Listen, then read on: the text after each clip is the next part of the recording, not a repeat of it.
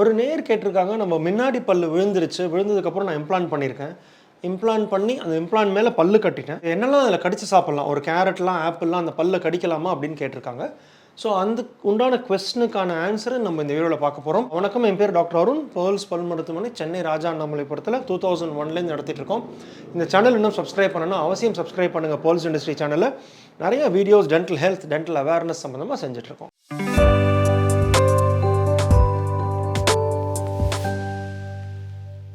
இப்போ பார்த்தீங்கன்னா டிப்பிக்கலாக பல் எடுத்தோம்னா ரெண்டு விதம். என்னென்னா ஃபஸ்ட்டு வந்து பல் எடுத்ததுக்கப்புறம் இம்ப்ளான்ட் எப்போ செய்கிறோம். இம்மீடியட் இம்ப்ளான்ட்னா என்ன? பல் எடுக்கிறதும் இம்ப்ளான்ட் பண்ணுறதும் ஒரே நேரத்தில் இருக்கும். ஸோ இம்ப்ளான்ட் பண்ணி முடிச்சதுக்கப்புறம் டிப்பிக்கலாக டெம்பரரி பல்லு தான் ஃபஸ்ட்டு கொடுப்போம். டெம்பரரி பல்லு 3 to 4 months இருக்கும்.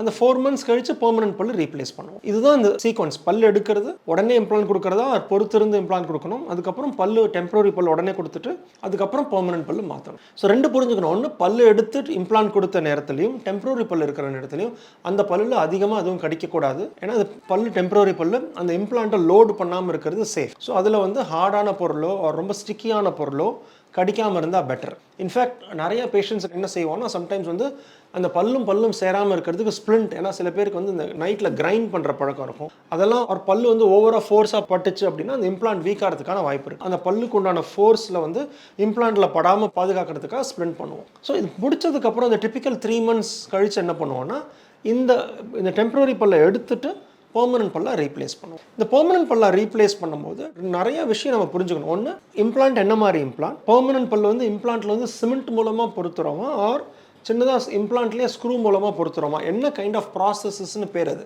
ஸோ இந்த ப்ராசஸை பொறுத்து ப்ளஸ் நம்ம அந்த பேஷண்ட்டோட பைட் எப்படி இருக்குது, மேல் தாடை கீழ்த்தாடை பல் எப்படி செய்கிறதுன்னு பைட் இருக்குது. இதெல்லாம் நம்ம பிளான் பண்ணி டிசைட் பண்ணி தான் அதுக்கு உண்டான பல்லை பொருத்துவோம்.